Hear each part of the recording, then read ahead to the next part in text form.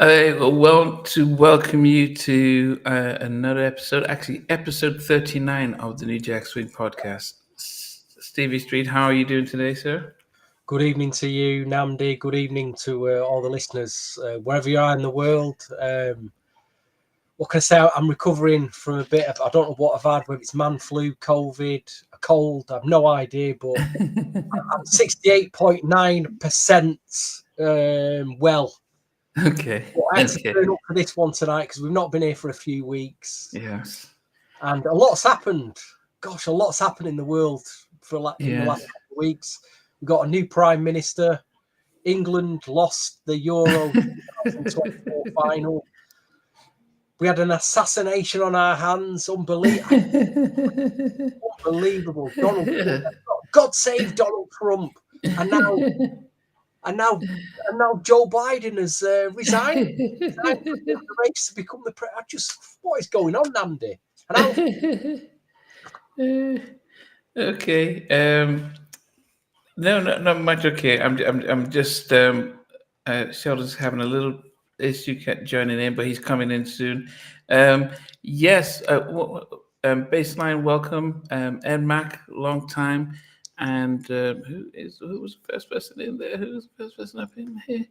We had I can't get it under Black Pearl and Chocolate Diamonds. Welcome as well. Just getting Sheldon in there. But yes, um, it has been a quite an interesting couple of weeks.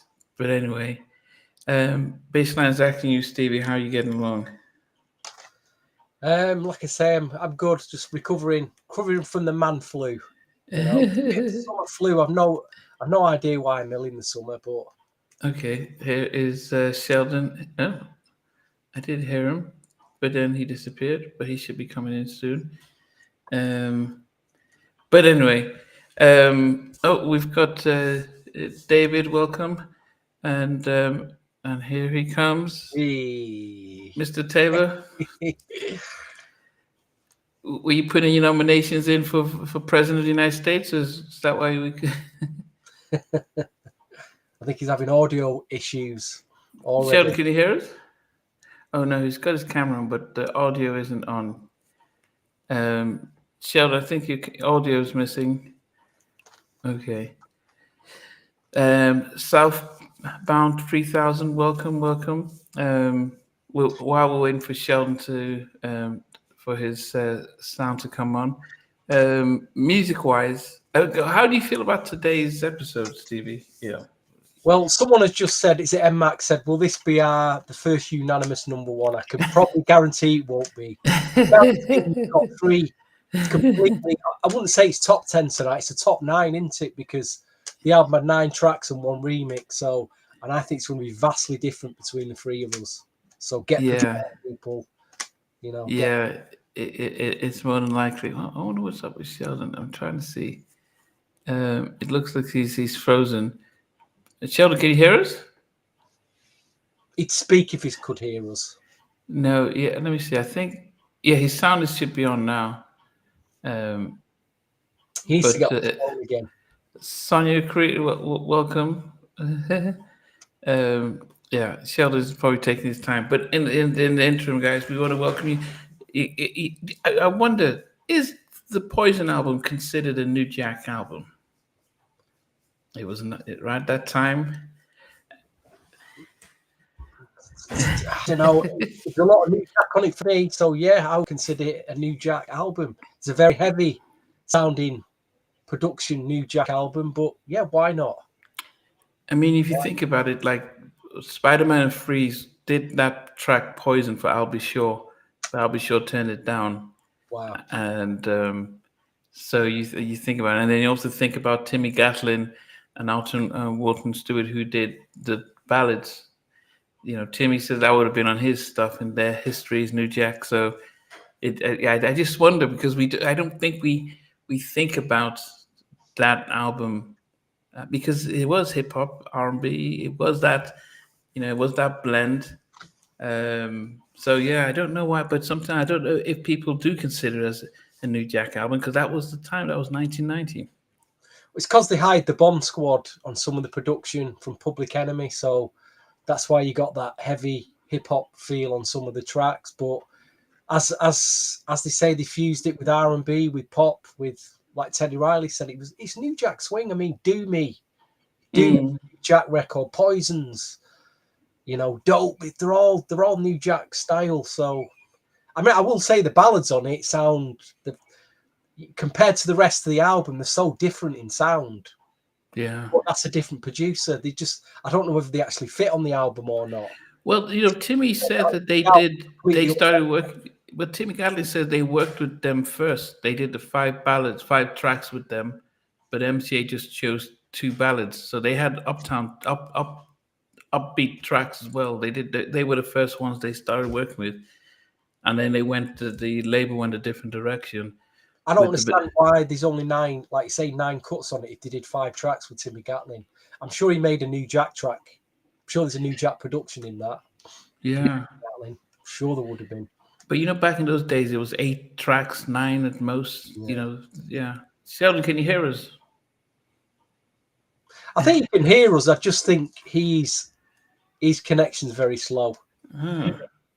He's really struggling to get connected, isn't he? Well, he's froze now. Yeah, let me go like that. Just okay, he's come up, so he'll probably come back soon.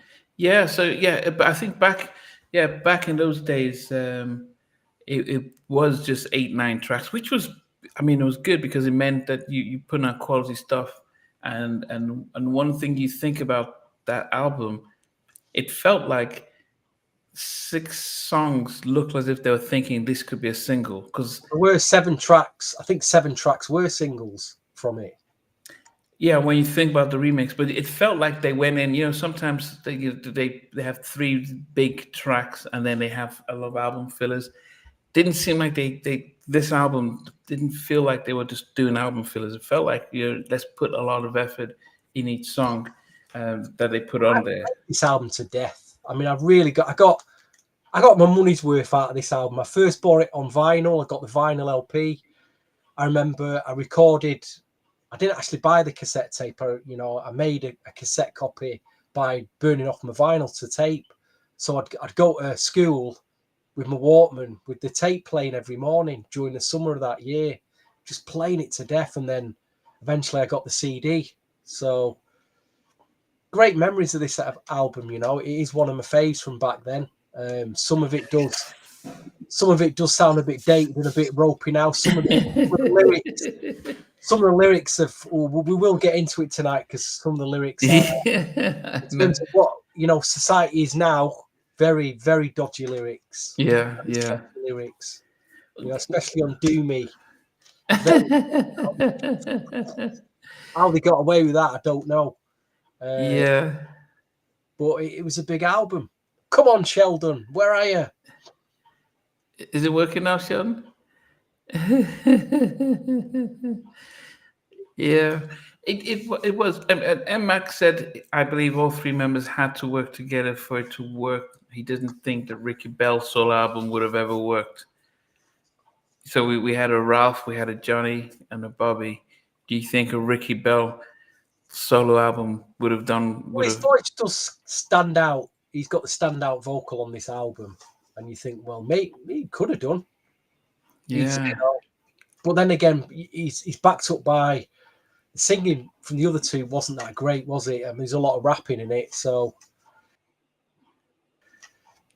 they've had a go. Maybe they had just had too much on the go with everybody else. With Johnny and Johnny was on Motown, wasn't he? With Ralph Tresvant, with Bobby Brown. Maybe they just didn't. Maybe the budget went to all of that. So yeah, I would like to have heard a Ricky Bell solo album back then, though. 1990, 91 on MCA. I wouldn't have complained. I don't think any of us would have complained. Would have had an array of good producers on it. There would have been some really good tracks. So why not? But we'll never know, will we? We'll never know. Okay. Yeah. I mean, what a great album cover that is. The styling, the logo of the group, the logo of the album title.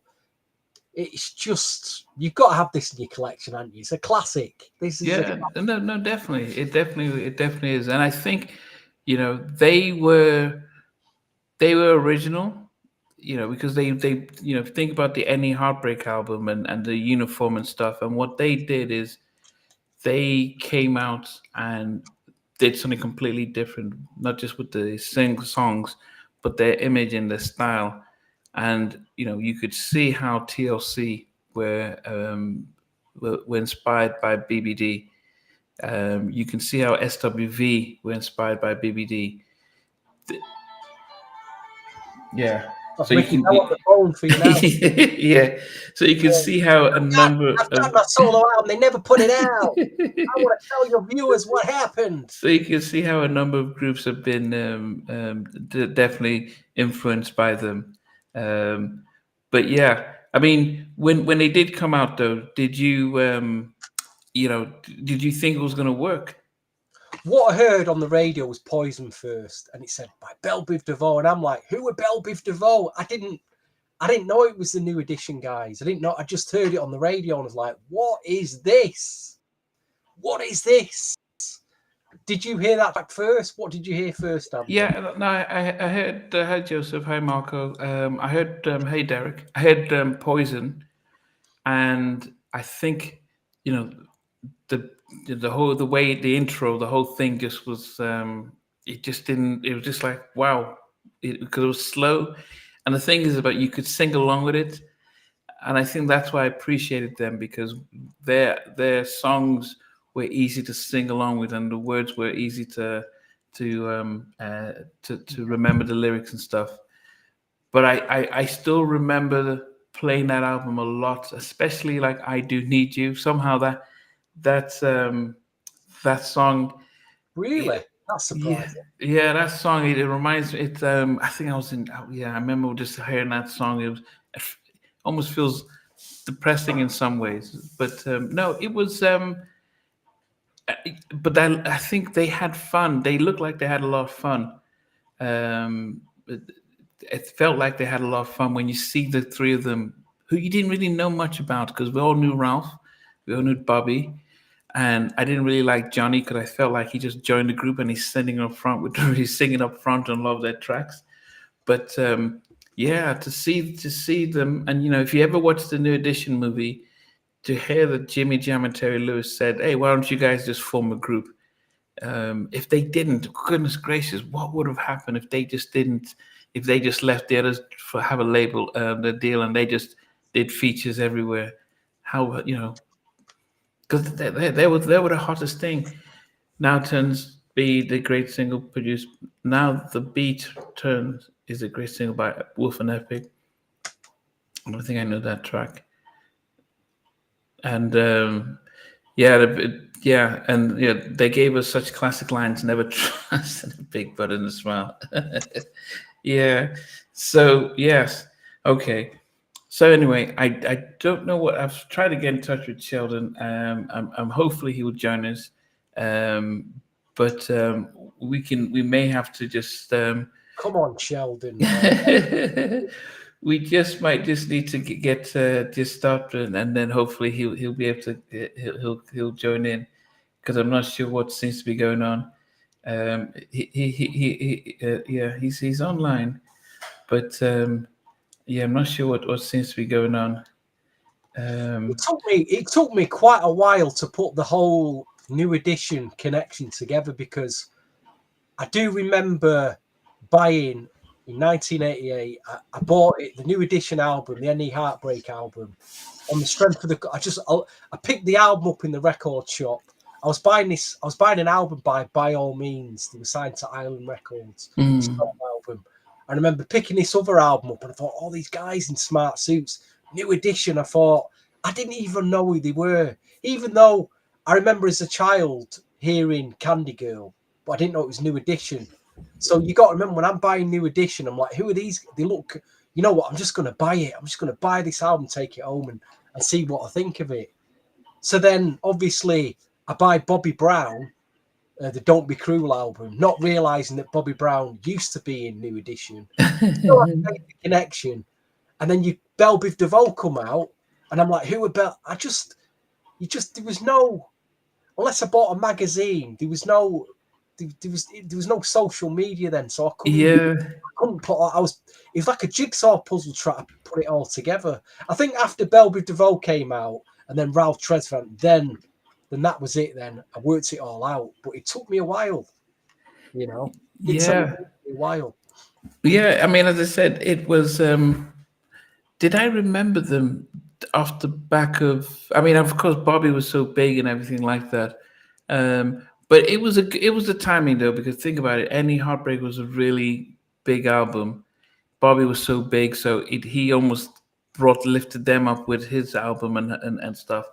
And I think by the time they moved away from the Any Heartbreak straight into the Poison, I and correct me if I'm wrong, guys. Who are there? Did the Poison album come out before Ralph and Johnny? Because I think they did, and I think Ralph was the last to come out, and I think Poison came out before Johnny's Rub You the Right Way. And I think if they came out with no expectation and just and just made a big splash. Any Heartbreak saved their career. I think I mean, Any Heartbreak was I think that really gave that was really something that gave everyone gave everyone that sense of, okay, these guys are still relevant. But I think when Poison came out, I don't think there was an expectation. And I think Ralph came last, so I think the Poison album had no expectations and came out, blew up, and it almost felt like everyone else now had to play catch up to what they did. But anyway, I've just seen what a few people are saying here. I was wondering if there was a part of their marketing that sound the feel of the Jacksons. Okay, I heard the To have their sound, the feel of the Jacksons. I don't know about that. Didn't feel very Jacksonish to me. Yeah. Or Bell Biv DeVoe. Yeah, no, I think no. But who was doing what they would? I mean, could think about it. Levert were a 3-man group, but they looked older, wearing suits and stuff. The closest thing, right? The closest thing to the sound of this at the time, and there was a group now that had been completely forgotten called the Black Flames, who had production from Daddy-O from Stetsasonic. That was very Bell Biv DeVoe sounding. If anyone can remember the Black Flames, it's very hip hop R&B. That was the closest to this at the time. No, I never heard of them. Yeah. Okay. They had a track called Watching You. They did one album. It's a really good album. And a couple of singles. I have to dig it out sometimes. Okay. Well, at least Sheldon still hasn't given. I can't see Sheldon. I wonder if we can hear him.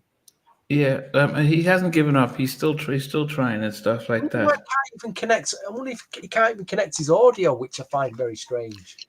Yeah, but he'll come on soon. I think Mac said the thing about Bell Biv DeVoe came out in 1990. Okay, so David is saying that Johnny Gill came out a month after Bell Biv DeVoe. So okay, Derek's saying Black Frames, Def Jam recording artist. Okay, so okay, yeah. So as I said, I think it's Bell Biv DeVoe coming out like they did, without any expectations from them, and then, as I said, the way they dressed, the videos always look like they're having fun. They just looked like guys just having fun. You know, they didn't seem serious.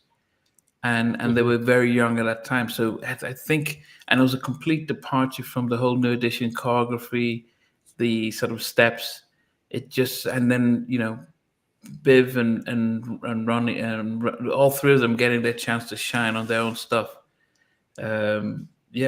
Which, I don't know if they would have, and I think that really made them as a group, as a whole New Edition collective, having, let me see, 1, 2, 3, 4 separate acts coming out of the new Edition collective, and all going platinum and multi-platinum, really made them the great group that they are. So that's that's I mean, something. there's been nothing like it. I mean, you look since this album dropped, there's been 3-man groups, but you could say they're all ballad heavy. But the image and the sound, there's been nothing like this since. Yeah.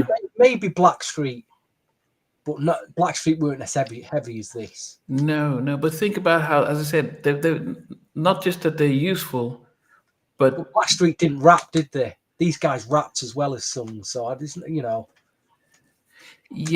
how groundbreaking this album was. yeah. But as Mac is saying, it felt like they're rebelling against the polished groups, and that's what it was. It was. But then think about TLC. I look at them, I'm thinking, yeah, this is what TLC would do. Think about, they had the dungarees and they, and all that stuff around. Can you hear me? No, Sheldon, we can't hear you.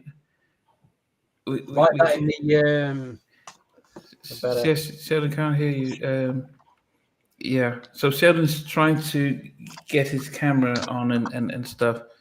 So we're just waiting for him to join in. And so TLC were the female Bell Biv DeVoe, and I think I think I remember Lily talking about how they were inspired by Bell Biv DeVoe because that came out before them. That was like, that was a completely different thing, and I think that's what the one thing you have to credit them for doing is to say that, look, man, you don't have to be polished and stuff like that. They had to rap because, I don't know. So, Marcus said they couldn't sing, but I don't know. I mean, they were part of a group as kids, so it wasn't like they drafted them. Who started Poison? Is it Ronnie? Take a look at me. Tell me, do you like what I see? Oh no, that was Do Me. That was Gavin Lewis. Gavin Lewis suggested the go to put the three of them together because they didn't know what to do, did they? Yeah, but but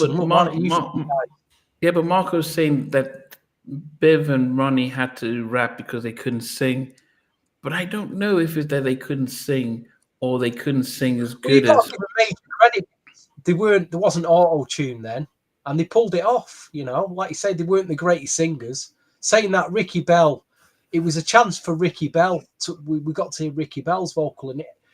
It's a lot, it's far better than what we're hearing today, isn't it? So it won. It was a hit. Yeah. Did you get a copy of the album at the time? How was you listening to the album? Yeah. I did have a copy of it, and as I mentioned, it was, but it was very big because at this time I was in boarding school in Nigeria, and it was a massive. I think songs like "Dope" and "Do Me" were massive. Although, as I said, we'll talk about the lyrics in those ones. But I think a track like "Poison," was also a track that just felt groundbreaking. It didn't sound like anything that we'd heard before. So, and then the fact, as I mentioned, is that they just didn't take themselves seriously, like what we were used to with groups doing their dance routines or behind. I'm thinking, so 1990. Let's look at, we had Today. We had Guy, who Guy looked like the black rock stars. The Gap Band were much older. Thinking about Levert, they looked like they were older because they were always wearing suits and with the Jericho, they looked a little bit older. Who else can you think about in 1990? Were ex groups, male groups that really made a difference. So you can think about it. And the group we were looking at, the Bomb Squad. Sheldon, so you can listen, you can hear us. Sheldon, how come we can't see you? Sheldon, Sheldon, can't connect, can it? Sheldon, you're dropping knowledge, but people need to hear you and see you. You'll have to get messages. Yes, Sheldon can hear us. Sheldon, have you tried your laptop or so, or your phone? Because Troop, but Troop with dancers, they seem serious though. The Bomb Squad, I don't know. The Bomb Squad. Like I say, the Black Flames were the closest. The Black Flames were the closest to Bell Biv DeVoe that I can remember. Okay. Some of you listeners out there will probably, you might have that Black Flame CD album tucked away somewhere. Sheldon, but it doesn't look like your camera is on there. That's the thing, Sheldon. Well, let's see if we can actually hear it talk. And we can't hear you at all, Sheldon. So I'm not sure what seems to be going on because we could see before. Unless you want to, what else could you do? Yeah, try if you try and open a different browser on your phone and use it and see if that works. The link wouldn't let you turn the phone. You know what, Sheldon? Somebody, I think Woody, when he was struggling with that, and he had to open a browser and then put the link in the browser. So if you try that, um, if you try that and see what happens, I'll change browser. Yeah, please do that I because that's what. do apologise to the viewers for these technical hiccups. Yeah, but a show without the three of us. Bomb Squad did Aaron's first album. Did Aaron Hall's first album? Did they do that? It's like Guy without Teddy, isn't it? Or High Five without Tony Tom. It's the New Jack Swing podcast, guys, with no Sheldon. Yeah, because he does. He comes up with different. We're going to have to audition for a new member. The way things are going now, we have to do a new audition and kick him out. Kick Bobby Brown out and get a new member and get a new Ralph. Yeah. What did you make? I think one of the things that I must say that I didn't like with MCA was the fact that they was obsessed with those remix albums, and unfortunately, just get more. I weren't complaining. It's I just wanted to buy anything on MCA. I just loved that label. They were churning our sound out. Yeah, but my issue is about their remix album, especially with Bell Biv DeVoe, that was a window they could have done a new edition album, or getting all the remixes as singles was an expensive thing to do. Try to chase the 12 inches, the CD singles. Some of them are very expensive now. Very expensive. Where is one? In fact, I've got one here. Here's the CD single for that She's Dope. That never came out officially. Just a promotional CD copy. You get the 12-inch. The 12-inch is quite easy to get hold of, but that is hard to find, But so when the actual remixes came out on a remix album, it was very affordable. So yeah. I think it's the same with Jodie Watley on MCA. Bobby Brown remix album. But that's the key and B. The one he did after the one he did. No, we're just doing the album versions tonight. Just the album version. We're very tempted because some of them remixes were far better. Yeah, they had some good remixes. But my issue with the MCA doing the remix, just meant that it delayed. It just meant that they delayed coming up with new music when they did the remixes. That was always my thing. They had the album out then. I don't know how long it took. Was it a year or two for the remix? Come on, Sheldon. So he's here. So it feels as if, even if we could get his mic, yeah. No, he's actually trying to talk. But he was on, Sheldon, you were on earlier. I don't know what happened the last time. Okay. She's the Lady by Ted King of Beats. Yeah, so as I said, the remix stuff, I understand if you put out an unreleased album, set of tracks. But my thing about putting out a remake album, which then slows down the release of a new album. Let's talk about the remix of Word to the Mother, Ronnie Ricky, where they did a completely different remix and they got Bobby Brown and Ralph in it. That was incredible. But that should have been the lead single of a New Edition album. What incredible should have been just amazing. The video, it's brilliant. Yeah, and it took so long to release that. That was like the 5th or 6th single, wasn't it? It was, but that was not released. That was in the US. It was released as the lead single for the remix album, which so it didn't get a single release in the US. It got they wanted you to buy the whole album. It was an amazing track.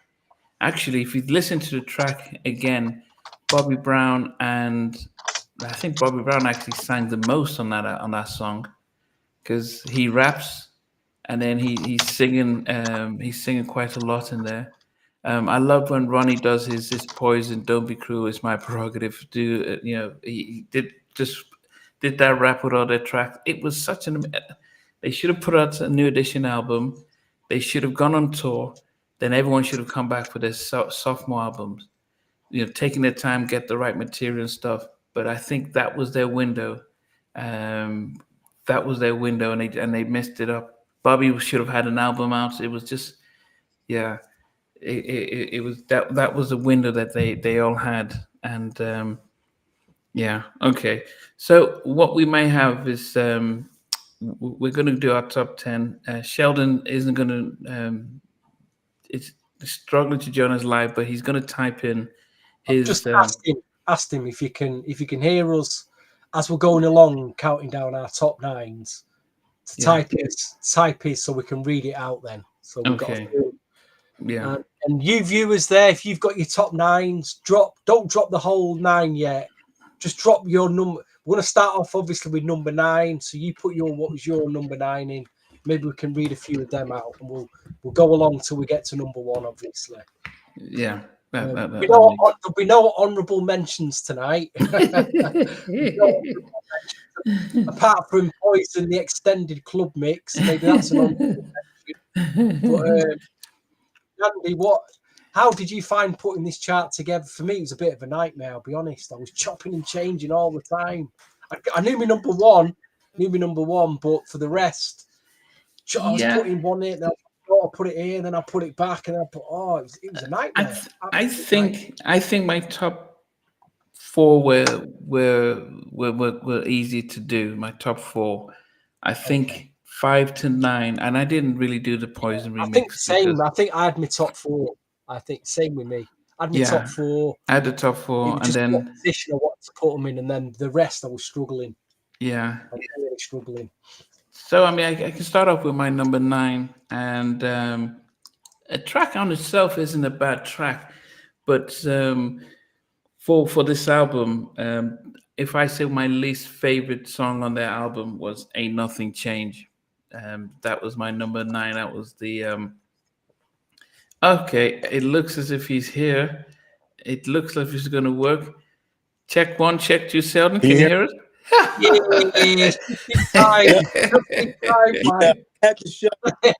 Had to turn everything off and start it all over again. Had to shut it down.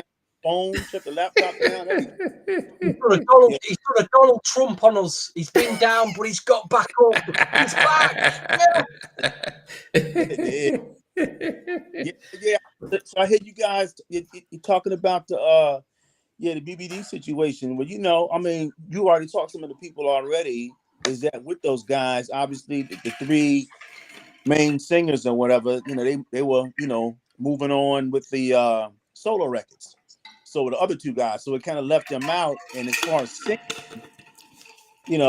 obviously Ricky, we know Ricky can sing, obviously from the different lead parts and stuff like that. But a group like that to sing, you need the full.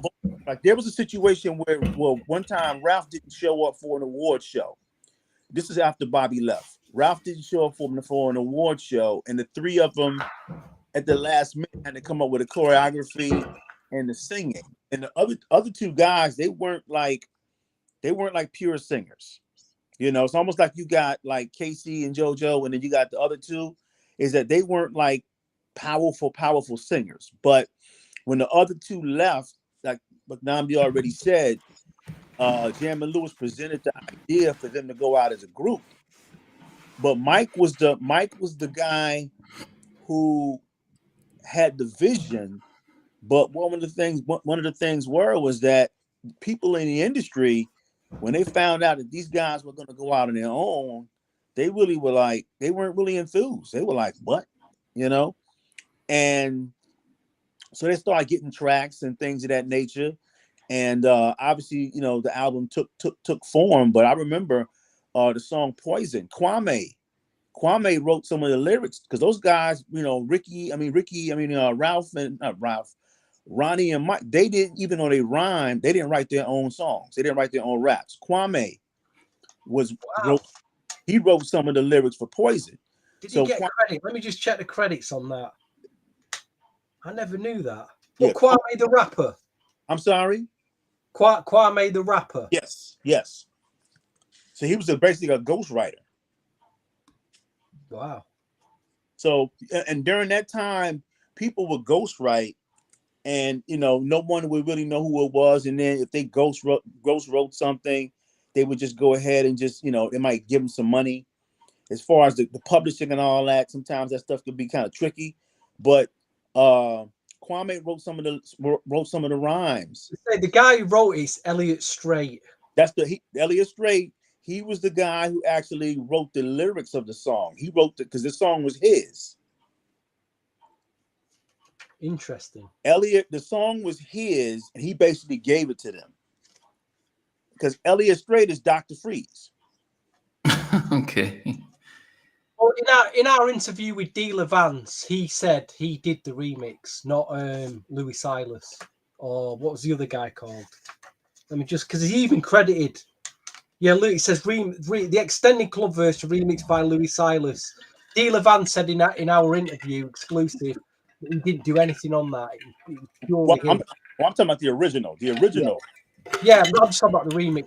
So we've got Kwame writing some of the lyrics on the original. We've got Dealer Vance handling the remix. So there's a lot of fingers in this pie on this record, Sheldon. A lot of fingers. Yeah, for the original, yeah, because the guys, the musical direction was based on the Public Enemy Bob Squad production. And when they were going into the production of the record, they wanted to do something different from what the New Jack Swing style that was out. And that's why when you listen to those records are totally different from like the stuff that like Teddy Riley was doing. And obviously too, I remember Teddy also was super expensive too, you know. Do you remember the Black Flames, Sheldon? I do. The Black Flames were signed to Russell's Def Jam had they had associated labels, and it was an OBR.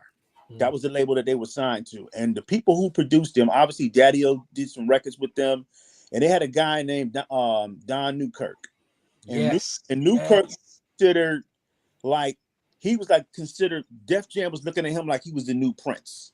Mm-hmm. They was looking at him like he was the new Prince, and he produced a lot of records. And as a fun fact, there's a song that they did that ended up on the Less Than Zero soundtrack. That came out back in like 88, 89. And it was a song called Are You My Woman? And that song was a remake of the Shy Lights version that Rick Harrison would sample from Beyonce's Crazy in Love. So those guys were like, when Def Jam was starting to expand into R&B, the Black Flames was doing their thing. Like the record Watching You. That was a remake from a Slave record that came out back in 80, 81. So that was Def Jam's R&B representation. That was very Bell Biv DeVoe sounding, I thought, that record. Like you say, it's very closely, you know, hip hop and with the R&B vocals But yeah, let's get back to Bell Biv DeVoe. Okay. Sheldon, how you been anyway? How have you been? I've been good. You're looking fresh tonight, man. Your beard's looking fresh. Thank you. I appreciate that. But you know that album, man. You know they were like the underdogs, man, and people just didn't think that they had it in them because they just didn't see them as a solo group. But we know the rest is history. They were like the Pips. Well, the Pips, believe it or not. I mean, you know. At that time, they made the show. You know, those guys were singing and they danced. But when you look at Johnny and then you look at Bobby and then you look at Ralph, you know, it's like, okay, so what's going to happen? I remember this one prominent writer, and he said that he saw Michael Bivins in the club, and he was like, "Yeah, we coming out with a record," and he was looking at him like what? You know, everybody. That's what everybody's attitude was. But they respected Mike because all of those guys used to roll with the rappers and all that, so they loved him. Kwame talked about how when he heard about it, when they told him, and he didn't say it to Mike, but internally he was like, "What's going on? I mean, we love New Edition. So what's this situation going on?" You know, but you know, the rest is history. But you have to give it up for the guy. You know, Ralph was a pretty decent rapper. Bobby did his thing, and you had Ronnie and But Mike. I'm not saying they couldn't rap because they always rap. But what I'm saying as far as writing, Mike and Ronnie, they didn't write their own raps. When you listen to Ralph, Wow. yeah, when you listen to Ralph, and that's why when you listen to them doing it, it's they're stringing the songs together on the remix. Yeah, yeah. Oh, yeah, but Ralph is writing those rhymes. Like if you listen to Rated R on the Ralph album, he's doing it. Him and Bobby, they go back and forth or whatever. But the other guys, they could rap, but they weren't writing them. Other people were writing lyrics to that record, you know.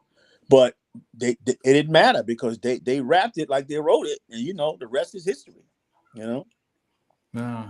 Okay. Yeah.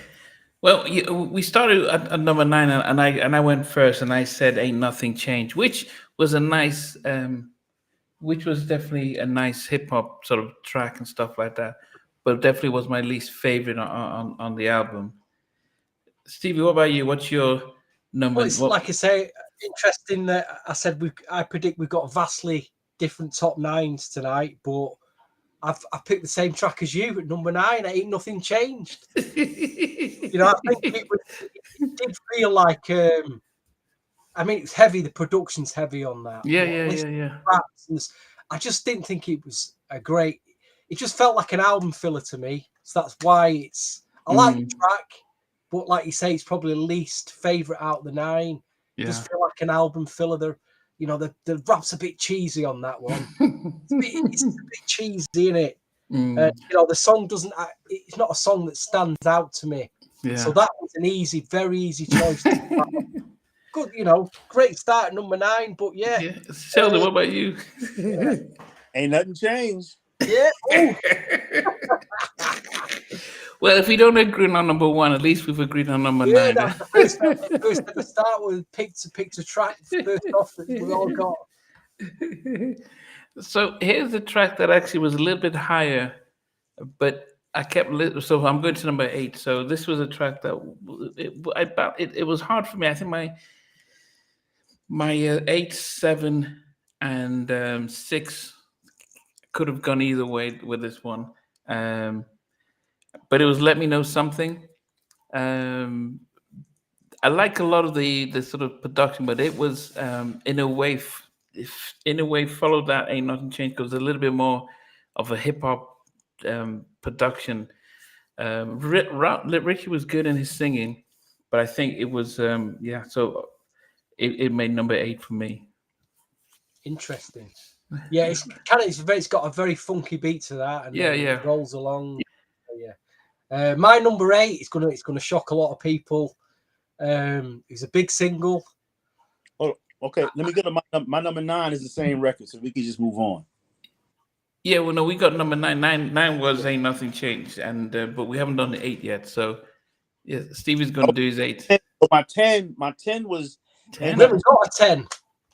10 was Ain't Nothing Changed, and then 9 is Let Me Know Something. We haven't got a 10. It's only 9 tracks on it. We've not included the remix of Poison. Okay. Got it. Yeah. So do you need to rewrite your whole 9 now? Good. I'm good. Okay. Number 8 then. Like I say, I kind of moved this up and down, but I thought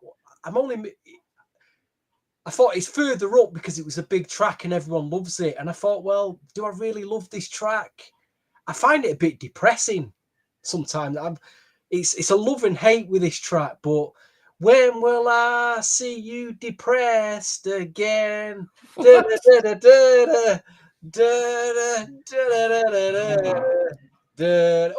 depressed. It is a depressing listen, isn't it? You know, really is depressing.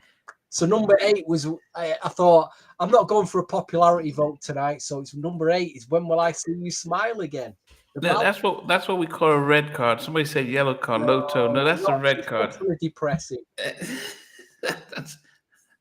that's red. That's red The card. video's nice. I thought the video version was what they did with the video version. It added a bit more life to it. It was a different mix to the actual. I thought the album mix was very depressing sounding. So Okay. yeah, My goodness. Yeah, I do. number 8 for me, lads. Number 8. Like I say, Uh, vastly different. This is where it's going to be vastly different now. Yeah, I mean, okay. Yellow card being thrown at me. It's probably one of the best ballads that came out in that 1990 and stuff. But anyway, I like my ballads melodic with a bit of a oomph to it, and it just didn't have it for me. okay. And Sheldon, you said your number 8 was "Let Me Know Something." Yes. Okay.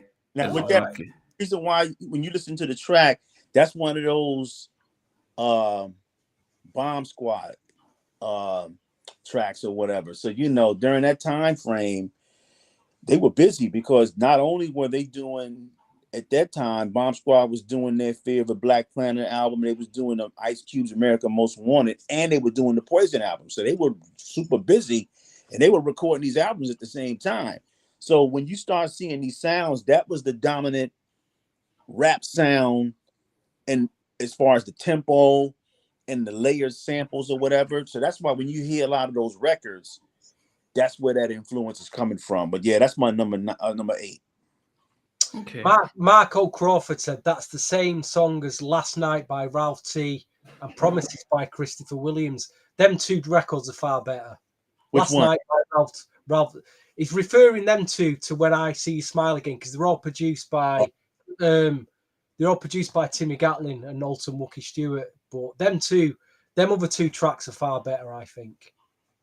Far better tracks. But that's just my opinion. Everyone's got their own opinion. So what are we on now? Number 7? So my number 7, if this was if I was able to include the remix, it would have been different. But it's not. No. So Word to the Mother was my number 7. Yep. It was it was a nice song, but I think you listen to that and then you listen to the remix and you're thinking, my goodness, 2 different songs. It would have been much higher up. So my number 7 was Word to the Mother. Nice song. My number 8 was Ronnie Bobby Ricky Mouth, Word to the Mother. That was David. I was disappointed when I saw BBD live at the Poison anniversary. Okay. So my number 7 was Word to the Mother. And Max says, ain't nothing changed. Okay. So Stevie, what's your number 7? Exactly the same reasons as you. Word to the Mother is my number 7. So number 7 and number 9, we've got as the same. Nnamdi, that's amazing. That really is amazing. Yeah, I just, like I said, the remix is a killer. The album mix, it was solid enough, and I like it. I like the chorus and the singing in it, but it's still, there's better tracks on the album. Yeah, better tracks, I think. Sheldon, what are you up to? Number 7. Word to the Mother. Oh, we've all agreed on that one. We've got 2 tracks in there. We've got 2 in the top 9. We've agreed on. Wow. Well, right now myself and Sheldon are tied on each one, so I'm sure it will probably change from here. Okay, my number 6, and this is where I flipped with number 5 early in the day. I thought it was Me. I like the track. But it was. I think that, and this was I thought it was Me to make the, and I liked the rap with this as well. And but that was my number 6. I thought it was Me. Interesting. My number 6 was Let Me Know Something. Okay. You two have already picked that. We already picked it up earlier. Yeah, it's 7 or number 8. So it's solid track. I think there was remixes. There was remixes of that which were a bit more heavier. But yeah, again, it's a good album track. Solid album track. Yeah. Wow, people are okay. That was Me. Okay, what about you, Sheldon? What was your number 6? My number 6, I Do Need You. Okay. Number 6 is I Do Need You. Yeah. What do you So think what- of that record, yeah. Sheldon? When I think about that record, it just kind of it's like a continuation. But when you look at it, just shows you who were the hot producers out at that time, because you're getting Ralph Tresvant he's got those guys on his record. You know, just it's just, and when you look, because you said something about Christopher Williams and all that, so I'm thinking that all records they're written and they're produced, they're like made at the same time. You know what I'm saying? They're all created at the same time or whatever. So it's kind of like, you know, when you're hearing it, and then you hear all the other records that are out side by side, what Christopher Williams is doing and everything. I can see where you're coming from, but I think that this ballad was necessary because it was going to, even though people were loving the up-tempo stuff, they needed to have balance on there to give them the, you know, for the New Edition fans. So it was a smart move for them not to alienate the New Edition part of their legacy and add those ballads. And I think if they didn't have the ballads, the album, obviously, you know, we know what the Poison was, but it gave the album balance. You know, when you have those balance, and then obviously what it did was it really set Ricky up as a singer, because around this time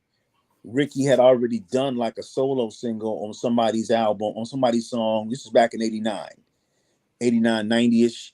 He had jumped on somebody's song and he was singing. And of course, we know when they wound up doing the Home Again album, he's getting a lot of shine. Actually, he sings probably. I think he has a lot of most of the singing on that Home Alone album. So I Ricky think Bell. This was a great test run for him. But yeah, he did a good job, man. I felt they should have picked that as a single if they were going to, instead of When Will I See You Smile Again. I think it's more onto it. It's more melodic. It's got more about it. But again, it's all opinions in it. Yeah, I think when Will I See You Smile Again actually is one of those.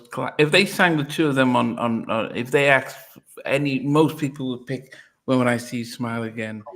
Probably would. Yeah. But yeah, I think, you know, what is strange, because Timmy Gatlin at this point, this was his, you know, he had just left Guy.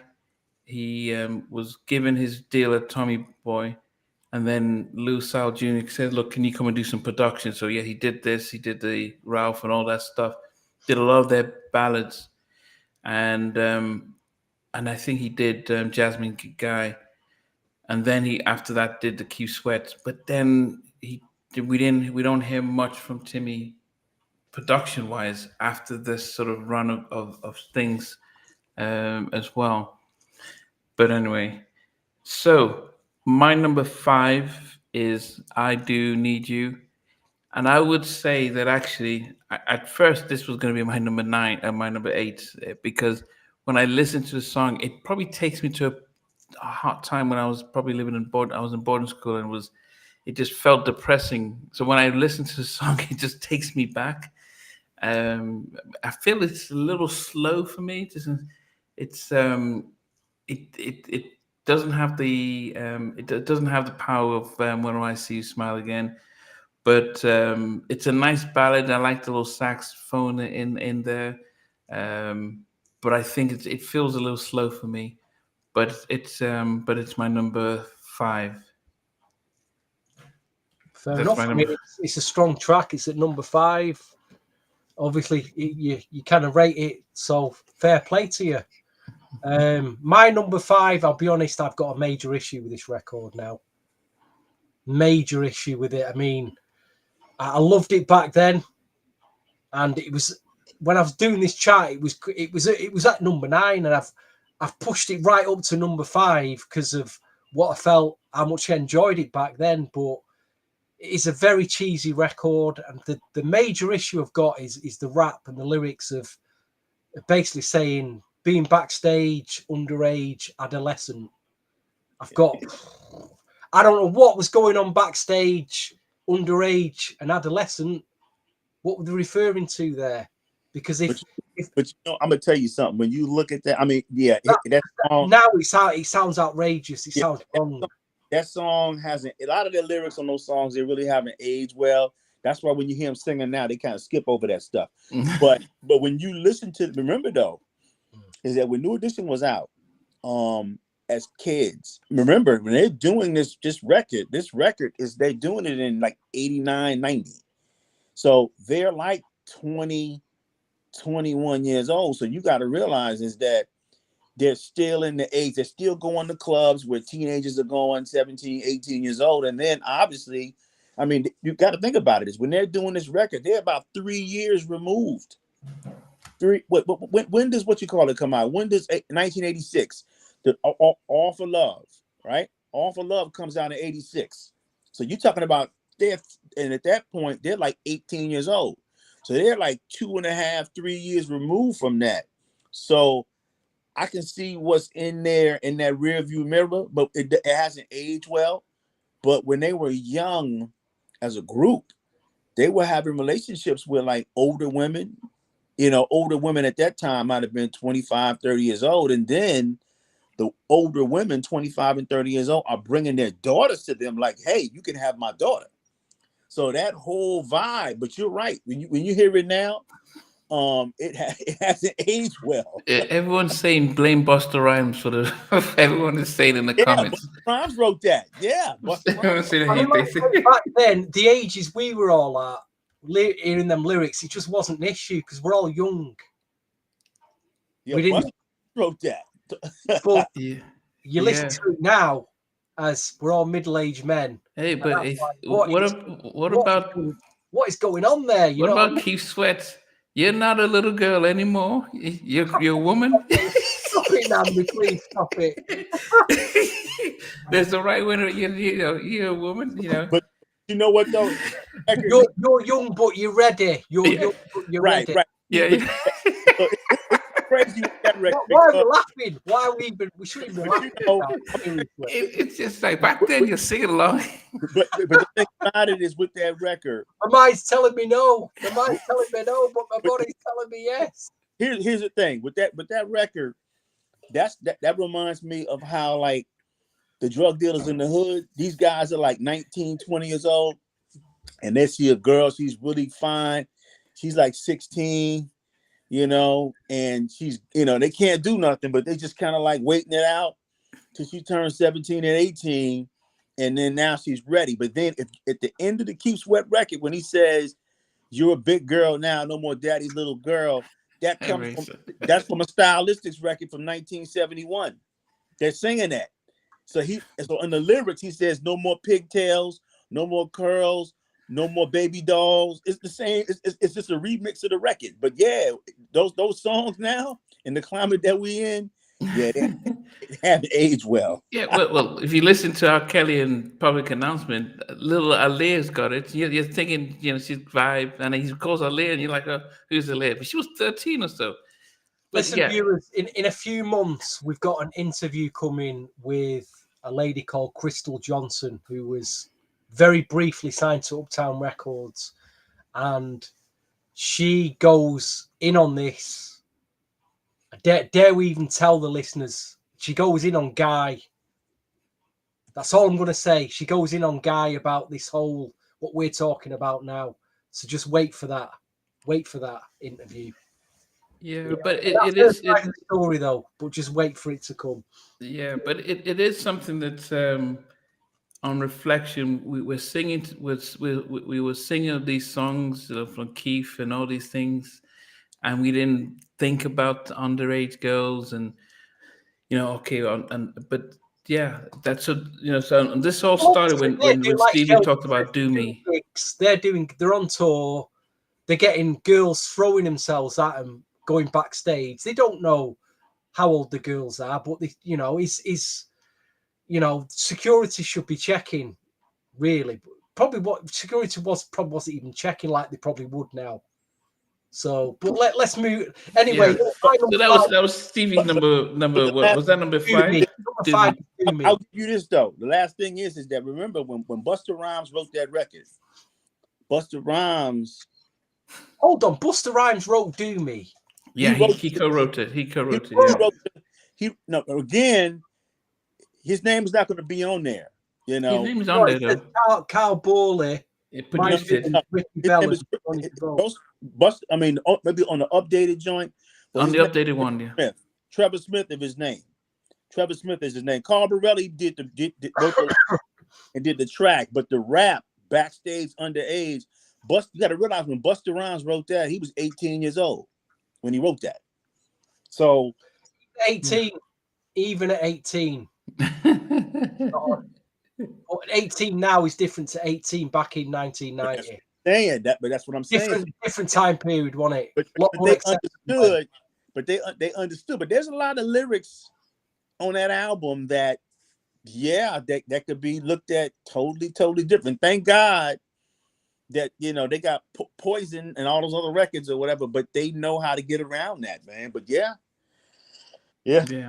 So that was Stevie's. Was that number 5? Do me number 5, yes. Okay, Sheldon, what's your number 5? Dope. Ah, right. Okay. So again, Ricky, he's doing a lot of singing on the record. And I remember, when these guys are all on television, man, and they're performing these songs and people are loving it, man. And it was just dope, like the album, like it says. But I'm thinking when I look at the entire song, I'm thinking when those rhymes are being written, because remember, those other guys are not really singing. So it's got to be something for them to contribute to the record in terms of that. So when you have that, that's what that is, man. But when you look at Ricky, he's doing a great job, man. He's setting it up, and really, he's the core of that group. Yeah, you got the look, the whole mental vibe, and all of that. But Ricky is he's the man. Without him, it's not happening, man. Yeah, he became the cornerstone. Okay. Yeah. Good word, cornerstone. So my number 4 is, we just spoke about Do Me, and I think I'm surprised that actually that was their. I was surprised that was their second single from Poison. They put that out next. Do me, baby. Yeah, but I must admit, when it came out, it was such a big thing. It was huge. But Yeah, now it's cringe. It's so cringe, isn't it? I think listening to it now, because I think when we listen to it now, and there's probably a lot of songs, and one of these days we'll probably do an episode where we say, let's talk about some of our cringe-worthy lyrics that we're singing along to that now we're like, oh, what is that? But yeah, so Do Me was my number 4, and take a look at me. Yeah, goodness, it is hard, and I wonder if they do reflect. It's high up because of nostalgic reasons. Let's have it right. That for us, that's why it's high up, because of nostalgic reasons. Yeah.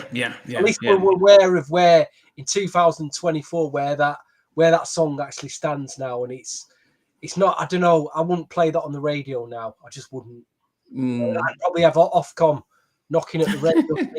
You can't play lyrics like that. So Stevie, what's your number 4?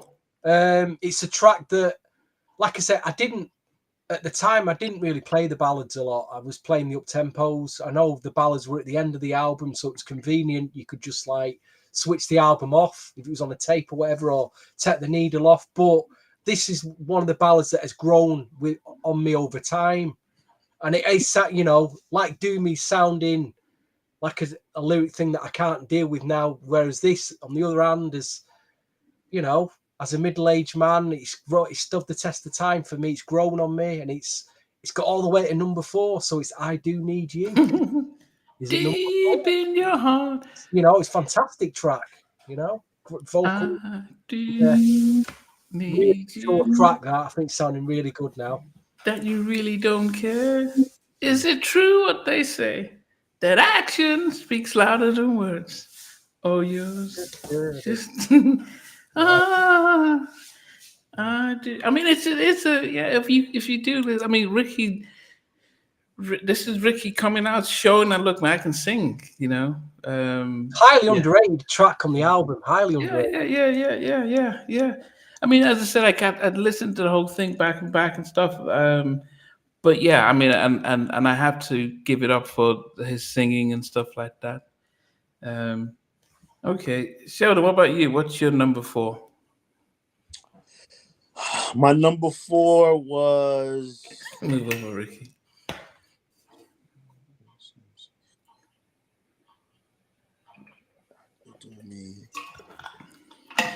Dope. Okay. Dope was dope. I had to get it. I got it mixed. I saw the D. Dope was dope. Yeah, that was my number 4. Okay. Okay. Was there a reason why you just? I just I think what I just like the track. I like the track. It just was kind of like in the storytelling, kind of in the vibe. He's going out to a club, and just fit that vibe at the time. It was what it was, man. But again, when you listen to these tracks, even though you see Dr. Free's name, but the Bomb Squad is all over these joints, man, and it just fits. But them, it was great though. Dope was what it was. It was dope, man. Girl, dope. Yeah. So Dope's my number 3, and when I listen to Dope, and it's like a track that it's almost like they did the original track, then they did a remake, and that's it. That's how it almost like it was like we're gonna make this a single, and this is because I listened to some of the remakes, and I'm thinking, yeah, but the original was so unique and so defined as it was, and. I just thought it was just, as I said, I loved how Ricky was singing on that. With the way he was going with the track, and I love the production. I think, Spider-Man Freeze were they underrated? I mean, but did they do much outside of Mr. Freeze did Sex You Up the next year? Okay. And then he did a Michael Jackson. And then he did one of them guys did Today. I Got the Feeling. Oh yes, he did. So some big tracks. These some big tracks. Them guys. Yeah, he did. I Got the Feeling, and then later on, Dr. Freeze did Michael Jackson's Break of Dawn from his Invincible album. He did that. Yeah. I mean, that's a big gap between when he came back to do that one, but I think Dope had the Marley Marl remix wasn't bad, but I think the original was. I think the Marley Marl one I heard on the radio a lot when I was in Nigeria. The Marley Marl version of Dope was big, but that was just a track that I think that it was just I think they went in and said, "Yep, this is going to be a single." I am surprised that they released it. It was actually their 5th record that they released on the album, and actually it was. I think the one they did remixed was when they promoted the remix album. But I think it was just a beautiful track. Okay, Stevie, what's your number 3? My number 3 originally entered the chart at number 2, but got pushed back 1 place to number 3. I think the MCA UK missed the trick here because they didn't release this record in the UK. It was only came out as a single in the US. It had a big piano in it. We've already, we had a huge piano. It almost sounded like in Italian. Those who remember Italian house music in the early 90s, the rave scene, it had an Italian house, big piano groove. And I thought, why didn't MCA release this with some dance mixes? Because the piano's there. They could have turned it into a huge dance track. But besides that, it's Dope is my number 3. She's dope. And it reminds me of Basic Black, She's Mine. The whoof in it. Woof. Yeah. Oh, the girl is and then you got Basic. That's why I said that I think this was a New Jack track because they used that same James Brown sample on this. And it wasn't necessarily a New Jack track. When you listen to the song, because the song has the layered samples, which was the style that Public Enemy was using. The Bomb Squad was Public Enemy's in-house production team. So when you listen to during that time, the James Brown was like that. Those samples were really, really. It was at the tail end of that, but the James Brown samples were hot. But one of the things is that the tempos that they were doing, it was like the Bomb Squad's version of that was their version of the New Jack Swing. But the tempos was there. If you look at what they were doing, a lot of those records the tempos were much faster than what Teddy was doing. Teddy was doing certain type of things, but Teddy's tempos weren't really that quick, weren't really that fast. But when he did We Got Our Own Thing, when he did that record, that pushed the tempos out. That was one of the first New Jack Swing records that really pushed records that have faster tempos, and then everything else was just really fast after that. But if you look at what Teddy was doing during that time, it kind of was a little bit. The beats per minute were a little bit slower, you know. But the Bomb Squad, that was their thing, man. They were doing, you know, over 150 beats per minute with these tracks, man. And when you, like you said, you liked it, they were layering all these different samples, you know. They always put these. They made like some very like public. They'd have like these irritating sounds where it would be a siren or something that's. It's so irritating, but it's so catchy at the same time. It's like you can't ignore it, you know. That was what they're really good at production wise. And it's Putting fun. very edgy, like hard to listen to sounds in a track, but making them sound good. Did they do a video for that record? Dope. No. Yeah, I think they did. Yeah, they did. Yeah. I think it was on stage though. I'm sure they were on the stage. I can't remember. I have to go back to. You know what? You're right. Was that the one they were on stage with the lockers and everything? Yeah, I think it was. I'd have to go back on YouTube and look. Yeah. Okay. Sheldon, what's your number 3? My number 3 is I think I already did it. 9, 8, 7, 6, 5, 4. Sorry. I think I did it. Yeah, I think I did. No. Because you have to remember you're adding the Dealer Van's Poison remix in your top 10. It was 10 records. But it was like only 9. So there was 9. Yeah. 9, 8, 7. 7 was Word to the Mother. 6 was I Do Need You. 5 was Do Me. 4 was Dope. So what is 3? You know what? I probably must have missed it. Okay. Well, my 3 is actually my number 2. So just skip over me, you know. No, but there are 9 songs on the album though. So do you want to go from 9 to 9 to 3? Okay. So Let Me Know Something is number 9. Number 8 is Ain't Nothing Changed. Number 7 is Word to the Mother. Number 6 is I Do Need You. 5 is Do Me. 4 is Dope. So am I missing a record? We know what you're missing. We know what you're expecting. But it's got to be a good track. What's that noise? Feedback noise. Because I got 2 left. So is there a song that's missing, or is it? Andy, is there some feedback coming from your mic? No, I had a phone that was ringing. All right, okay. But yeah. So okay, let's try. So your number 9 was Let Me Know Something. Yeah. Oh, I Ain't Nothing Changed. Yes. Number 9 was Ain't Nothing Changed. Number 8 was Let Me Know Something. Number 7 was what? Word to the Mother. Let Me Know Something. Okay, that's what it is. That's what I missed. I had Mother. I had Word to the Mother.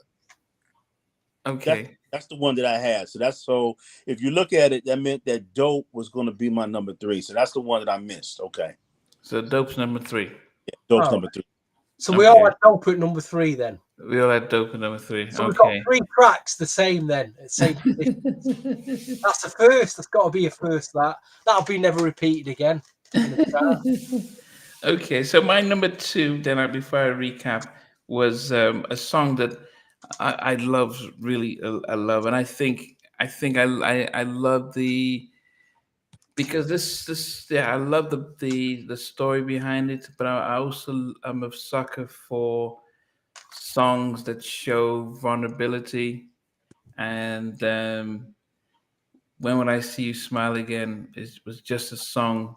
And Timmy Gatlin was saying that he wrote this for himself, and he spoke about going on tour, and then you having a fight with your woman, when you get back, and you think, okay, let's just make it up, and she's like, no, man, we need to sort this out and stuff. And what I just loved about the whole thing was, even though it was a long title, when I See You Smile Again, very long title, but I think it could have called it Smile Again, would have been nice and short. But I just love the whole story. I love the whole misunderstanding. And, the video reminds me a little bit of Let's Chill. That whole, oh, you made a mistake, didn't you realize it, inconvenience kind of thing. So I think it was the same director, Martin, Lionel C. Martin. But it was just, to me, it was just a a follow-on from Can We Stand the Rain. It felt that type of, let's get back together. So yeah, when I See You Smile Again was my second favorite track on that album. So Nnamdi has his real sleepy bag, sleepy time, David Foster moment there. At number 2. Hey, no, it's a beautiful track. Fair play to you. Like I Yeah. said, I've got a love-hate relationship with that song. Sometimes I listen to it and think, yeah, I'm in the mood. And most of the other times I think this is very depressing. But I can see why it's your number 2. It's definitely your kind of track, that. Your kind of track. My number 2 originally started at number 3, but then I realised how much I loved it at the time. I mean, now I've heard it so. I'm kind of like, now it's like I've heard it so many times, and again, there's a side of me that's tired of hearing it because I've heard it that many times. If we did like a top 10 tracks we've heard too many times that you don't want to listen to it anymore, it'd probably be in that top 10. But I realised it had to be high up because it is a classic track. There's no doubt about it. It is a classic. That the way it starts is just, them drums at the beginning are just absolutely furious. We all know the words. Again, there's some dodgy lyrics in it. There's some dodgy that need editing out now because it's just outrageous. But Poison is my number 2. Might surprise some of you tonight. Number 2. Great track. It is a classic, but I've heard it one too many times, and we're all clocking the hole, as they say on the record. Probably needs editing out now. And we need the holes. You know what I mean? It's one of those. I can't imagine. Not allowed anymore. Not allowed.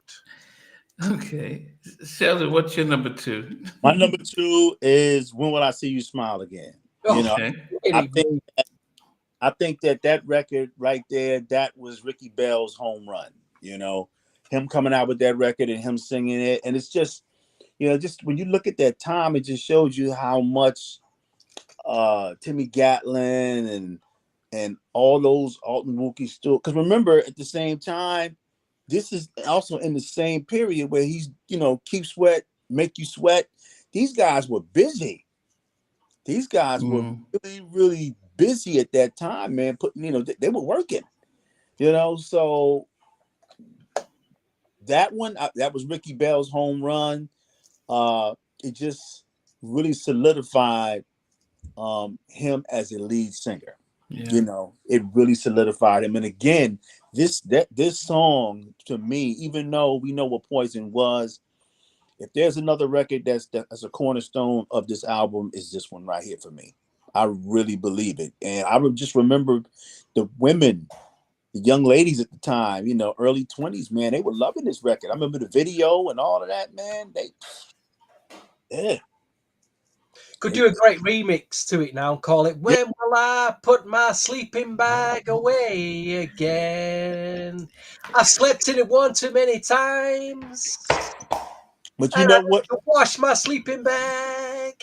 It does sound like an outtake from a Timmy Gatlin album, because when I listen to the background vocals, when I go back and I listen to Timmy Gatlin, the Help album, I can hear some of the elements that actually went on to his album that came out maybe like a year prior. Did you listen to the extended 9-minute mix of it, Sheldon? Because there's a lot of vocals, ad-libs right at the end that are quite interesting that were on the album mix.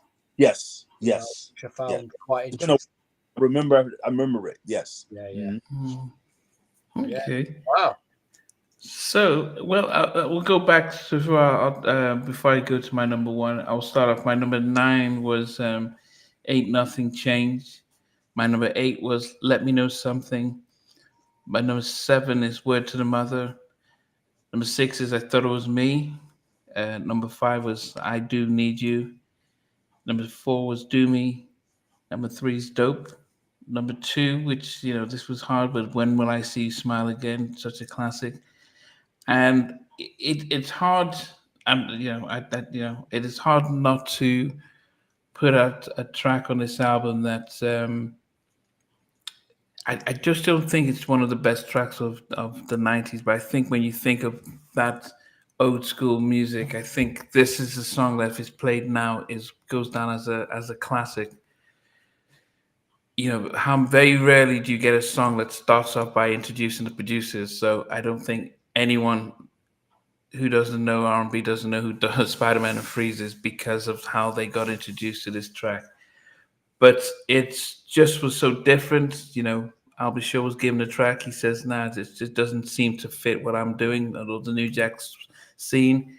But it was relying on heavily on those drums, but also it was just the pace. It was slow. It just didn't. They just didn't add up. It was taking your time and chilling with the stuff. And this is what introduced us to Bell Biv DeVoe, this particular track. And even if it's played today, it still have that effect that it's like, oh goodness, I know what this is. And I can't see how there's any other song bigger than Poison. But I guess, you know, as much as I love When I See You Smile Again, I just knew that, you know, you listen to Poison, you start the drums and you just know the track. And it'd probably be a track that, as I said, if we're doing the top 10 songs from the New Edition camp, this would probably be one of the most classic songs in their whole catalog. Poison is that big, such a massive track, and that's my favorite track on this album. You know, so beautifully called the album. Yes, all of them, and I like the fact that all of them had their feature in there. It starts off with what Ronnie singing. Yeah, Poison #1. Wow. What about yourself? I thought to myself, would you pick the ballad or would you pick Poison? And fair play to you, you've gone for Poison tonight, Nnamdi. So fair play to you. Right, my number 9 was Ain't Nothing Changed. Number 8 was When Will I See You? When Will I See the Sleeping Bag Again? Number 7 was Word to Your Mother. Number 6 was Let Me Know Something.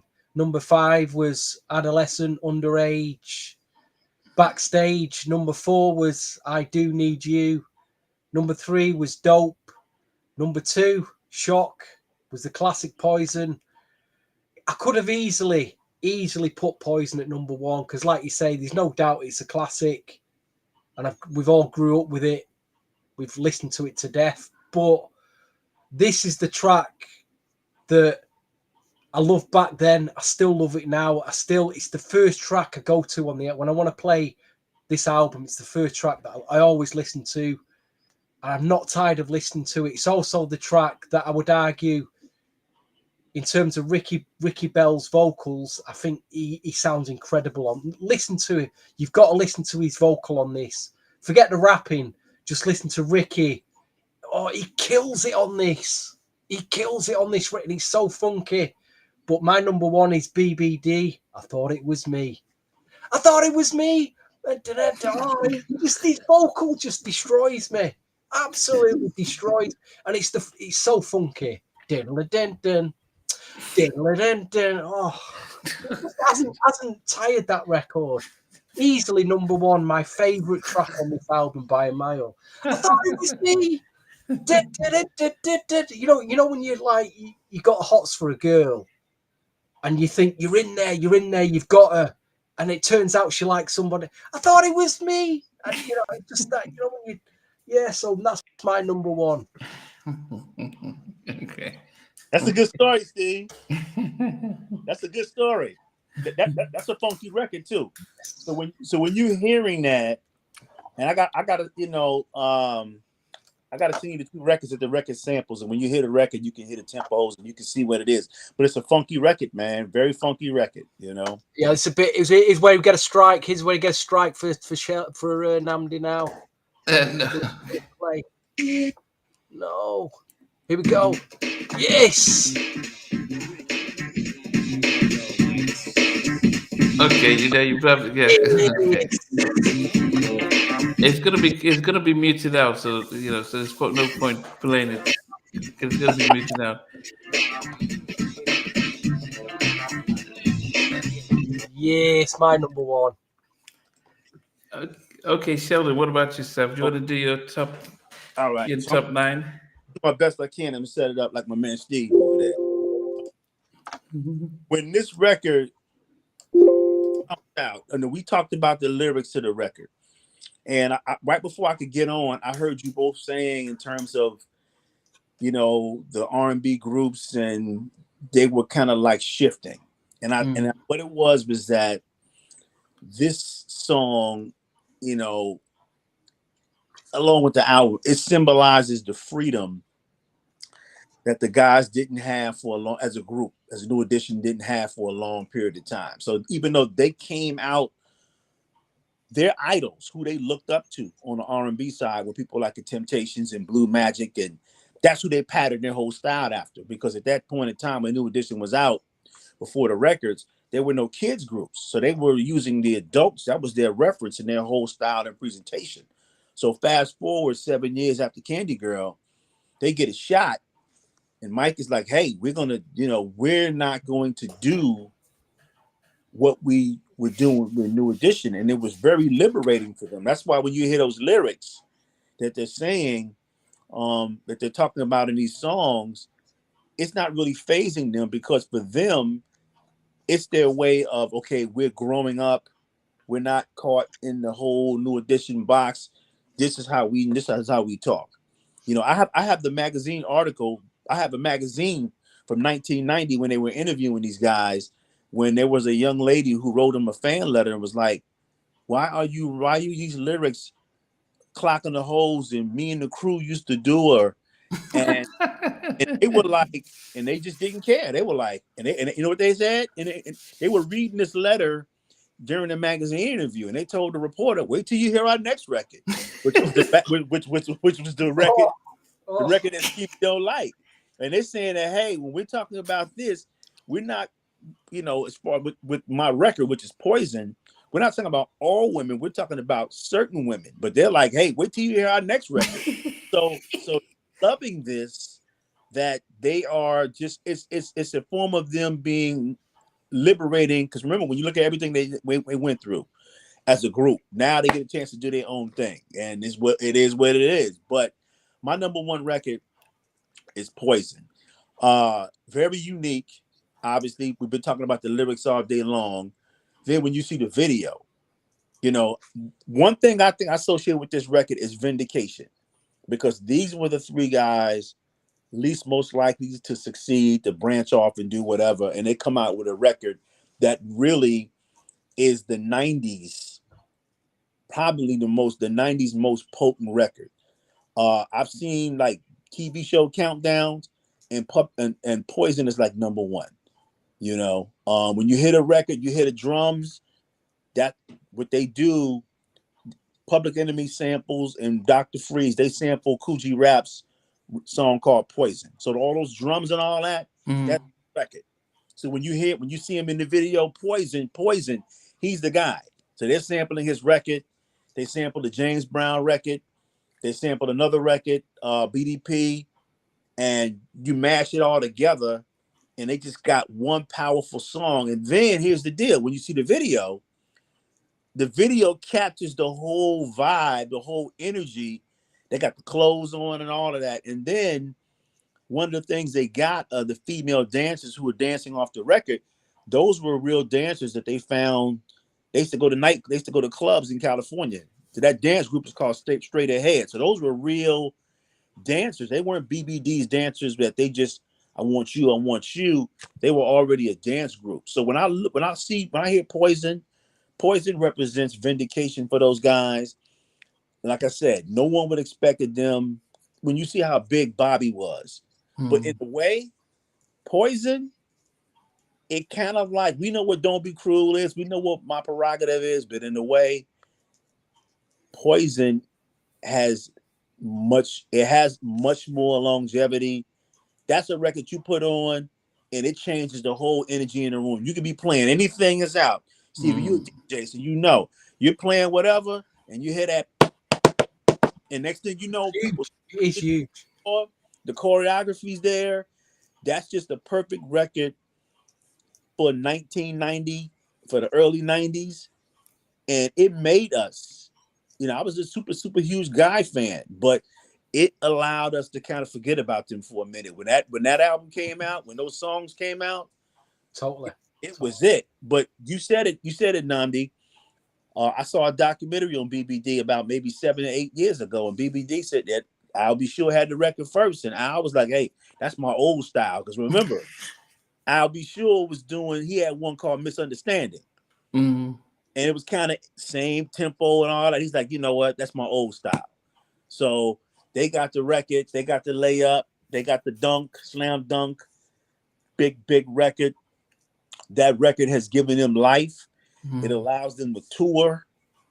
You know, just if they don't do that record, Yeah, I mean that's the closing stuff. that's their closing record, and then they do the choreography. Man, The drums on that, because I remember hearing an extended mix of Prerogative, and they had those same drums on there.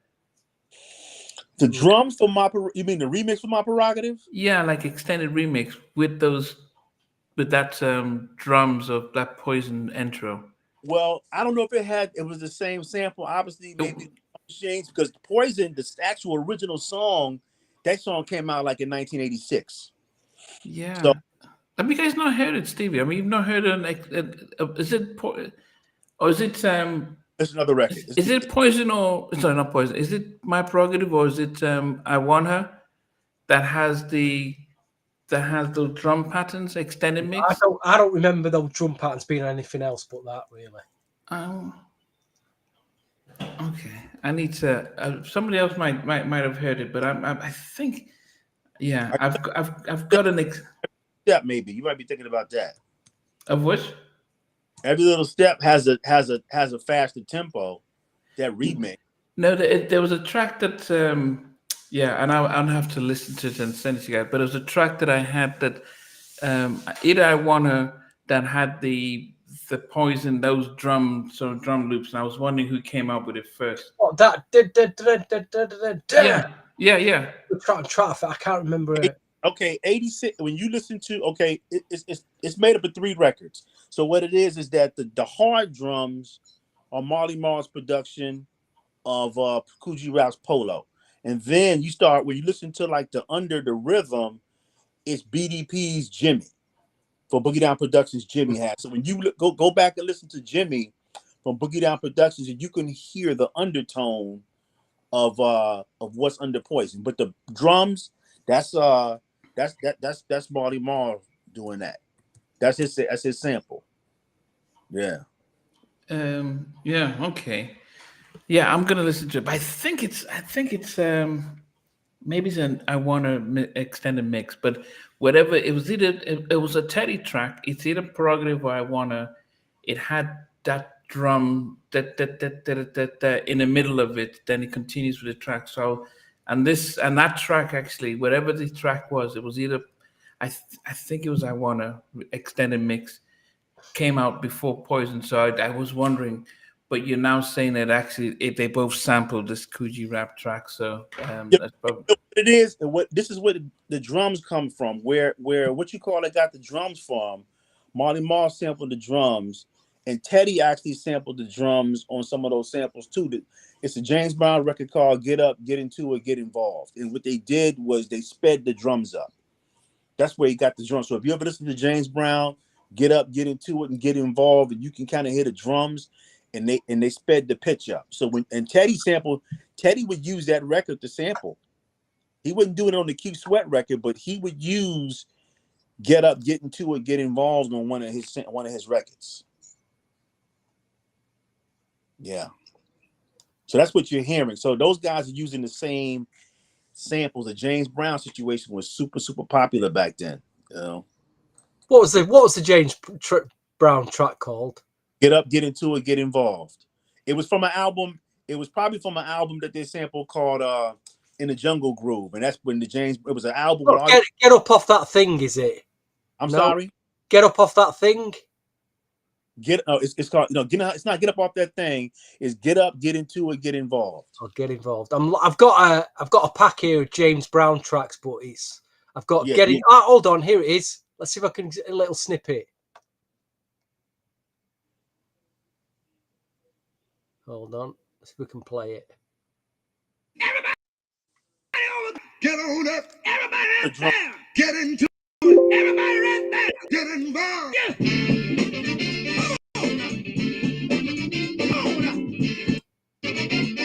Come on now. Come on. Now, get on up. Everybody right down. Raise your hand. Let me say that. Wait. Dig yourself. Get involved. Get involved. Don't let them do it. Get involved. Get involved. Get it. I don't know. Those drums. I don't know.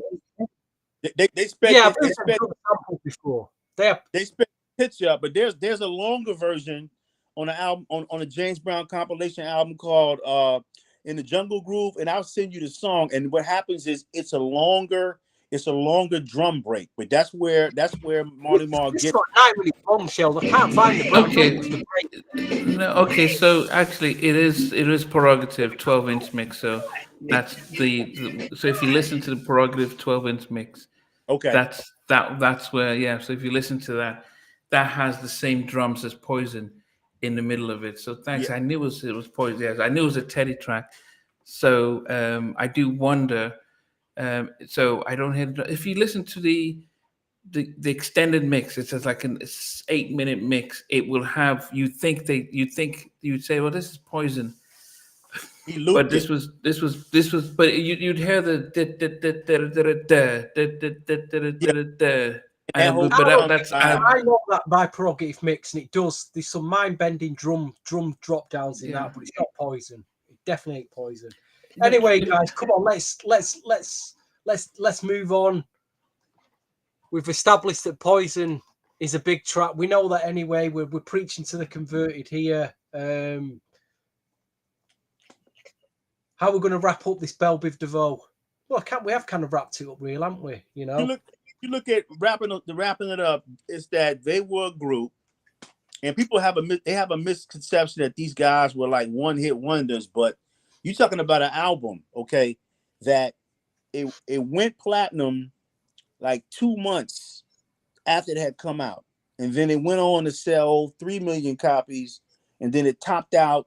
The album was still selling 5 years after it dropped, and it topped out at 4 million. You know, I mean, the hardest thing to accept was the album that they released after it, which was so different. You know why? Because what they were doing, they were trying to do it themselves. Oh dear.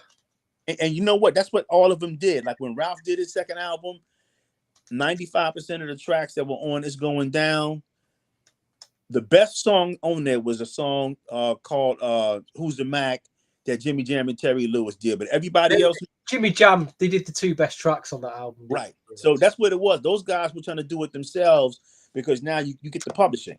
You know what I'm saying? I do like Bell Biv DeVoe set. I do like the second album, but the songs just, I don't know, it's just a different feeling. It's a completely different feel. You know what? But they're the songs are in the same. They're in the vibe of what the music is out at that time. Yeah. But you got to realize the Poison album, the Bell Biv DeVoe album, set the bar so high that it was going to be impossible. I know. It would be impossible to follow through. But well, saying that, the ballad that was on that second album, I thought was far better than the ballads on this one. The Babyface ballad. There you go. Oh, that was an amazing track. Yeah, I mean, Nnamdi's like, what are you guys? What you talking about, Willis? what was it called? Something in Your Eyes. What you talking about, Willis?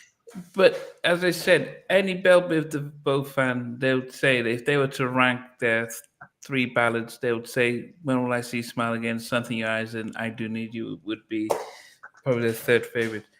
It was a pity that they came out in 93 with Hootie Mac when we had Intro, we had H-Town, we had... I was expecting so much more from that second album. It was... so much more. Yeah, it was like, yeah, let's take the money, let's do it ourselves, and they didn't get... There was no real... I mean, the only person they paid to be it on the album was Babyface. And but it was it just. I mean, Gangster was a heavy track. Gangster, dun, dun, dun, dun. That was quite a heavy track. Gangster, okay. The lead-off single to it, the second album was called Gangster, wasn't it? Yeah. I think Yeah, but yeah. Is that the one that we were playing basketball in an alley inside like Yeah, warehouse or yeah, so? yeah. It was. I can barely remember the track. I think yeah. It was so. It was a disappointment. I think Johnny Gill was probably the only one who really remained consistent with his albums. I think he was the only one who was consistent with his albums. Johnny Gill.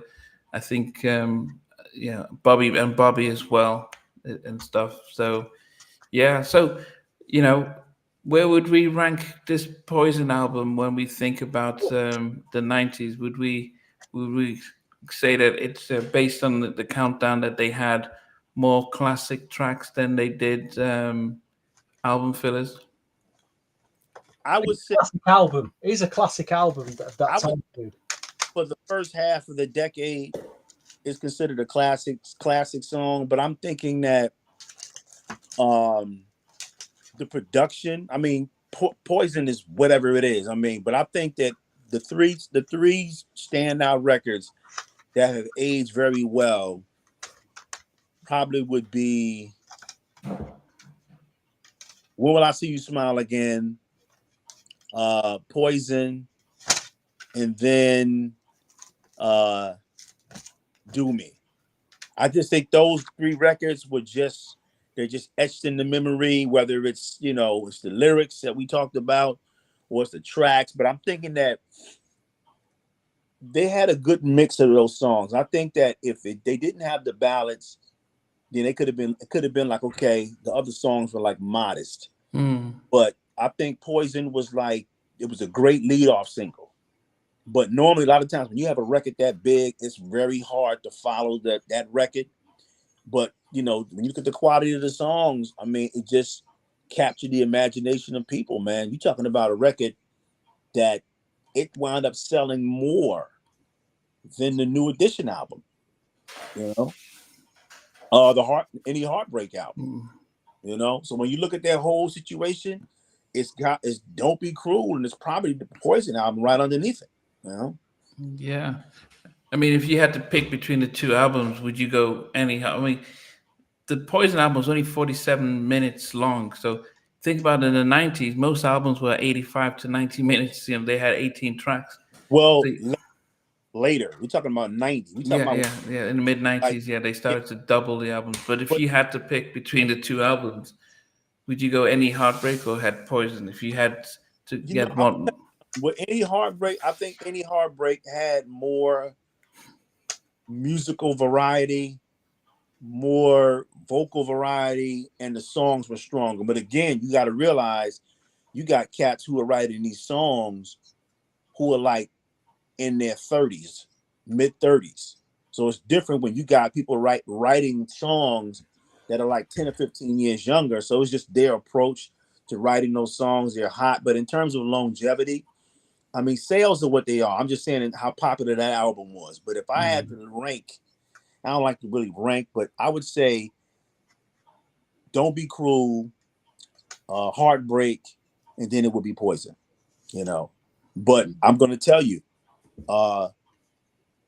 if you line up My Prerogative and then you line up Poison, I just think the tempo and the energy of the Poison album, a Poison song, it is what it is. I mean, Don't Be Cruel and My Prerogative, dope songs, But I just think that, man, that Poison, that's unstoppable. Are you talking about? There's a lot of songs that come after that in the 90s that other people were making. You put Poison on, and that's the sign of We did this podcast, and I remember Johnny Gill.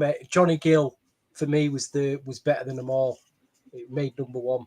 Well, in terms of the Johnny Gill debut album on Motown, not on the Motown album. I mean, again, you're talking about that's where the ballads come in, but the mix album that is the mix between the up tempos and the ballads in that Johnny Gill album. That's perfect, man. He's got up tempos, he's got mid tempos, ballads. I would put the Johnny Gill album above. Now that I think about it, I would put the Johnny Gill album above Heartbreak. Song for song, I would. Yeah, but no podcast. Don't Be Cruel was that album came up top. Johnny Gill, I think he came third after Heartbreak. Anyway, what we're gonna do Are you taking a break now, Nnamdi? But what we're going to do next? We're back next week, or are we having a break? What's going on? Yeah, I mean, guys, we'll post and let the audience know. But you know, You're going to do Joe Biden on us for a while. Joe Biden. I'm quitting, people. I'm quitting. Check it out, guys. Before we go, I'm gonna run. I got the Recording Industry Association of America, and here are the sales for Poison. The album comes out in March 1990. It goes gold in May 1990, May 21st. It goes platinum May 21st, 1990. It goes double platinum September 1990. It goes triple platinum in December 1990. And then it sells another million in 1995 to top out at 4. So when you look at how in 1995, in 1995, it sells another million between 1990 and 1995. Oh, so over a 5-year period. For a 5-year period, it goes triple platinum in 6 months. So March, April, May, June, July, August, September, October, November. It goes, in about 9 months. It's amazing, isn't it? You know, albums back then lasted years. Now a new album lasts 2 weeks, doesn't it? And you forgot. So it goes triple platinum in 9 months. And then it sells another million 5 years later. Potent record, man. Potent record. Well, guys. Yeah. So we're done for today. We will probably confer offline and let you guys know when we're back. But it's been definitely great being able to go through this album. Actually, as I said, it is definitely it was strange that I thought this week we probably would have had our unison number one, but of course Stevie took Sheldon's mantle today and just went off rail with some really on. I thought it was me. I thought it was me as his number one, but there you go. But anyway, it's been great. We held on as long as we could to get Sheldon online, and he shows up, and we styled it out. We styled it out. Sheldon turned up like we always do. But you can see the difference it makes when he's on board and stuff. So yeah, we're definitely glad we could see you today. So, but we'll thanks for tuning in, guys. Big thanks to everyone tuning in. As ever. You could be anywhere else on a Sunday evening, anywhere else, and you could be on Netflix, other podcasts, doing whatever, romancing the missus, but you're with us, and we respect that. We appreciate that. Yeah, thanks, Joseph. Okay, well, so guys, so we'll be in touch, and enjoy.